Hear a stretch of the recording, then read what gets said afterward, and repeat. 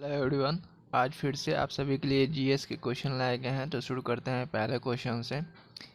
पहला क्वेश्चन है, कार्बोलिक अम्ल को और किस नाम से जाना जाता है? तो इसका आंसर होगा, कार्बोलिक अम्ल को फिनॉल या हाइड्रोक्सी बेंजीन भी कहा जाता है। यह एक ठोस सफ़ेद क्रिस्टलीय ज्वलनशील पदार्थ है। तो इसको ध्यान में रखना है, कार्बोलिक अम्ल को फिनॉल या हाइड्रोक्सी बेंजीन भी कहा जाता है। अगला क्वेश्चन है, चिनानी नासड़ी सुरंग किस राज्य या केंद्र शासित प्रदेश में स्थित है? तो ये जो है, ये जम्मू कश्मीर में स्थित है। ये जम्मू कश्मीर के पीर पंजाल श्रेणी में स्थित है और इसका वर्तमान नाम श्यामा प्रसाद मुखर्जी सुरंग रखा गया है और यह भारत की दूसरी सबसे बड़ी सुरंग है। पहली जो है विश्व की अटल सुरंग है, जो हिमाचल प्रदेश के रोहतांग दर्रे में स्थित है।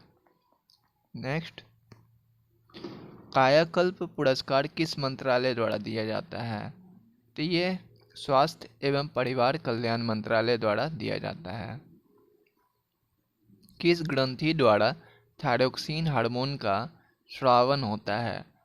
तो ये अवटु ग्रंथि, जिसे थायराइड ग्रंथि भी कहते हैं, इसके द्वारा थायरोक्सिन हार्मोन का स्रावन होता है और इसके द्वारा शरीर का हर एक हिस्से का नियमन होता है। ये मेन ग्रंथि और मेन हार्मोन है और ये गले में स्थित होता है, ये थायराइड ग्रंथि। अगला क्वेश्चन है, कौन सा हार्मोन विटामिन डी के साथ मिलकर रक्त में कैल्शियम की मात्रा को बनाने, आंत में कैल्शियम के अवशोषण, वृक्कों में इसके पुनरावशोषण, रक्त में कैल्शियम का उपयोग अस्थि निर्माण तथा दंत निर्माण, पेशियों के सिकुड़ने में करता है? मतलब क्वेश्चन के कहने का तात्पर्य है कि कौन सा जो हार्मोन है जो शरीर में स्रावित होता है, वो विटामिन डी के साथ मिलकर रक्त कैल्शियम मात्रा को बनाता भी है और आंत में कैल्शियम का अवशोषण भी करता है और किडनी में उसका पुनरावशोषण भी करता है और रक्त में कैल्शियम का उपयोग करके अस्थि का निर्माण, दांतों के निर्माण या पेशियों के सिकुड़ने में मदद करता है। जिसका राइट आंसर होगा परावटु ग्रंथि, जो कि अवटु ग्रंथि के जस्ट पिछले साइड में होता है। इसे पैराथायराइड ग्रंथि भी कहते हैं। ये भी गले में स्थित होता है। अगला है, अराकू घाटी किस राज्य या केंद्र शासित प्रदेश में स्थित है?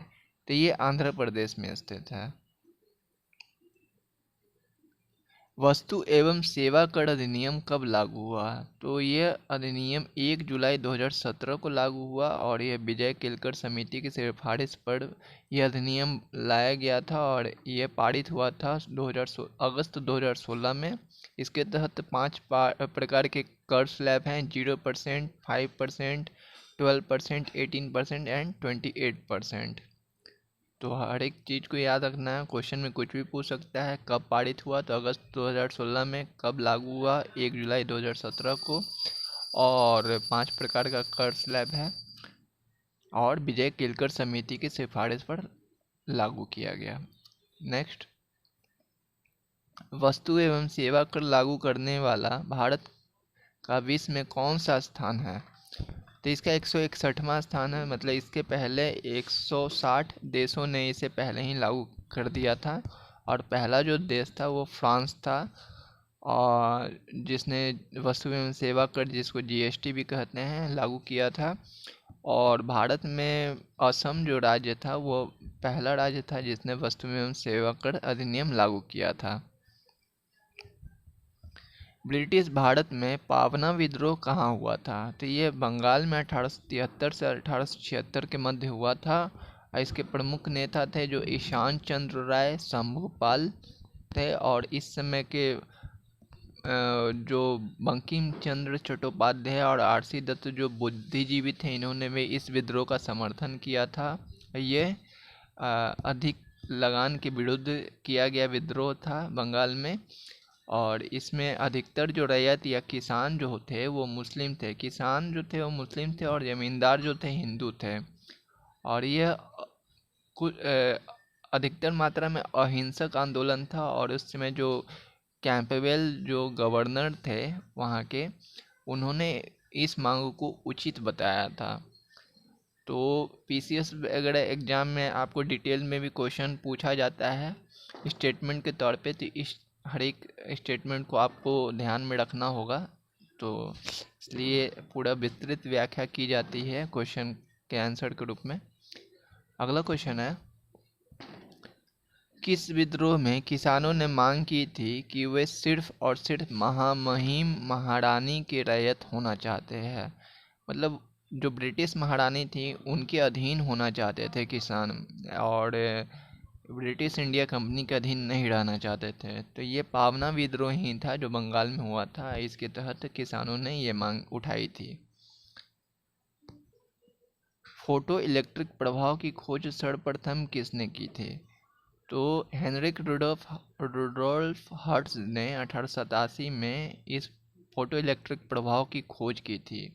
जब जब उन्होंने तरंग स्थिति का पता लगाने की मतलब लगा रहे थे, उसी समय इसकी जानकारी उनको प्राप्त हुई थी। जबकि इसकी फोटो इलेक्ट्रिक प्रभाव की विस्तृत व्याख्या जो सर्वप्रथम किया गया था वो अल्बर्ट आइंस्टीन द्वारा किया गया था।